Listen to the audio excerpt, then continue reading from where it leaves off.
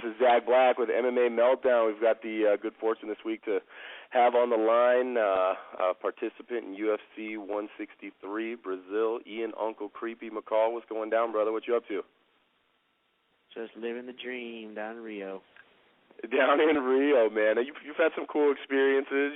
You've done some big things in the sport. How does fighting in Rio de Janeiro rank up to them? It's definitely up there. You know, I'm just it's a dream to come down here and fight. I've tried to position myself as much as possible not to be the enemy, not right. To beat me. But regardless, it's definitely a dream to be here. Oh man, it would have to be. It'd have to be. Now, you're fighting Lyoto Santos down there in Brazil Saturday night, UFC 163. Both of you guys have had a real interesting road coming up to this point. He's won the last 6 of his 7. BJJ black belt coming off of a knockout at UFC FX8. He was the recipient of that KO. How do you feel about the matchup? I feel good. He's aggressive and he's going to come out and he's going to get after me, but that button just got pushed, so I'm looking to push it again. Your lights can only be switched off so many times, so I think it just gets easier and easier every time. So hopefully I can get this one over with quickly and get out of there. Sure. Now, what a lot of people are talking about, with the looking at the different matchups, referencing his black belt status, obviously in BJJ, considering the level that you've competed at, obviously this wouldn't be the first time you've been on the mat with a black belt. Do you think that he's got any skills that pose, risks that you're uncomfortable with, or do you believe that you've got the skill set necessary to navigate those waters and ultimately control the tempo of the fight? I think I'm better in every aspect. I mean, maybe just straight jiu-jitsu, he's got a black belt, but I get to punch him in the face when we're on the ground, so I think that'll even up the odds. Right. It makes things a lot different when I get to crack you. I'm not worried about it. He just seems strong. He seems like he's got some good strength behind him, but wrestling technique is not up to par as far as sorry, I'm not sorry, but I'm a good wrestler. Right. Kickboxing, I think I'm the much cleaner fighter. But the guy does have a lot of fights. He knows what he's doing, so I gotta be aware and play it safe, but also look for that finish. Sure. Now, what do you think that you bring to the table? Because you're known for being super explosive and bringing that ground and pound and just a level of intensity that's really, really rare. Do you think that's something that he's faced before, or and if he has, is it on your level, or do you think that that's going to be something that will be a rude awakening come fight night for him? I mean, of course he's felt pressure. I mean, he fought Yuri Alcantara, the last one. That guy's world class, But I don't think he's ever seen the speed that I can bring to him, the speed and the explosiveness and just the kind of the package that I've become, the things that I've learned and all the, just the skill set that I bring. It's a seamless piece that my coaches have bred me to be. Now you're training out of you're in Cali. You're training with Team Oyami, is that correct? Yeah. Yeah. Okay. Cool. So what have you done leading up to this? I know the first time I know Jason House, your boy Jason House, and when he first mentioned you a couple years ago, I naturally became a fan and started watching you and seeing what you're doing. It was a huge buzz, and it seems like even in spite of some drawbacks, somehow you've managed to increase your stock price and continue to be one that the fans are looking to. Specifically with regard to this fight, what are you looking to accomplish? I mean, obviously this is a real important fight for you. What have you done leading up to it? What are your intentions come fight night? What are you looking to achieve with this? Honestly, I want to submit this guy. I'm sure I'll have to punch him in the face first because he does have that black belt, but that's my ultimate goal. But if it ends with a knockout or whatever, that's fine. I'm not worried about it. Training never really changes. We work hard. I've got a bunch of dangerous guys that nobody knows, in my gym, just a bunch of guys that, don't even have professional fights, but that can, that are just studs. And I think a lot of gyms have that, but we have a lot of, guys my size. One friend specifically that, is able to mimic the style of Iliard. I think technically better, but the same type of style, So it's not something I haven't seen or worked hard for. I don't really watch tape much. I watch maybe once or twice. But people are ever evolving, so if he's smart, he's gonna, get better and not just be the same fighter he was last time. Right, sure. Now fighting in Rio de Janeiro has got its perks, I'm sure, and some would perceive there to be some challenges with regard to pressure, with regard to the pressure leading up to it. How are you feeling about that? And what a sensational event, in his hometown. How's that make you feel? Is that an advantage for you or a disadvantage? The pressure is, I'm good. It doesn't bother me. We've just been listening to Sir Mix a lot, walking around looking at butts all day, so. You can't lose with Sir Mix a lot. That's a good combo. I just can't get that song out of my head for some reason. Right. Sir Mix a lot in Rio de Janeiro, Brazil. It's a good combo right there. Yes. Any big plans while you're down there in Rio de Janeiro? Obviously, the UFC 163 is a huge one. What are you doing in terms of prepping for it? Do you go out and enjoy the sights? Are you training all the time? Did you prepare your weight cut in a way where you can enjoy that Brazilian food down there? What's the strategy? No, I just up until the weight cut's horrible. It sucks, but it is I just deal with it because it's part of my job. After the fight, I'll go see the sights. Go have fun with my friends. I got a lot of friends down here that even came from home.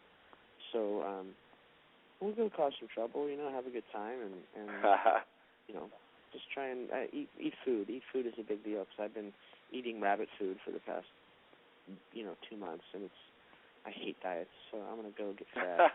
That's the first thing I'm going to do is have a Brazilian beer and eat a bunch of food. Man, I hear that. I'm sure you've earned it. Now, going through, I've done a lot of research. Like I said, I've been following you for a while. Right when you were introduced to the UFC, you came off a controversial fight with Mighty Mouse. Many people believing that you won it. They actually ruled it, in the cage that night that you did, and then later it was overturned with a draw. So you've really been, even though you have had those drawbacks, you've managed to be, one of those top guys that people are looking at in the flyweight division. Coming out of this, in consideration of Mighty Mouse's performance this last weekend, where do you think you'll be aligned, assuming you get the W in the flyweight division? How many fights do you think you'll be out before title contention? Where do you think that positions you? I think it's going to have to be at least 3. Well, after this fight, at least 2 more. Good performances where then people, I think I'll maybe deserve it. If it's 4 or 5, whatever, I don't really care. I just want to fight. Right. Do you think that's a good? You got so many different. You've got so many different athletes that do it for different purposes. Do you think that's a big advantage for you? Because you got people who come in and it's their first fight in the UFC and they're already asking Joe Silva to get them a call and line them up for the title. But do you think that's a huge advantage for you just to focus one fight on the time and just really be passionate more so about just winning each fight and performing well and giving the fans value? Do you think that's an advantage to you as opposed to the other guys that come out and their eyes just always on the belt? They're always preoccupied with belt talk. Yeah, I'm not worried about it. It's just it's something I want to earn, to be fair, because Demetrius works his ass off. The guy's a great champion, and he's always getting better. So if I can do the same and have people screaming for the fact that I should have a title shot, then that'll be good. I want the whole public to think that I deserve it, and I have my bosses think the same, and my coach and myself. Sure. Now, do you have anybody coming out of this? That there's and in that flyweight division, there's not the depth that you see in other divisions. Coming out of this, if Dana or Joe Silva asked you to pick your next matchup, is there anybody that you'd prefer over other options? I'd like to beat up Luis Gaudino. You know? I want to beat him up and then shave his ugly hair off. It's just offensive to me, and he's a douche. So if I could beat him up, that'd be cool. Is there a hair rivalry going on here? Yeah, I see you do a hair off. You know, I beat him. I shave his head. He beats me. He can shave a mustache. Dude, this is official right here. We've got a hair off.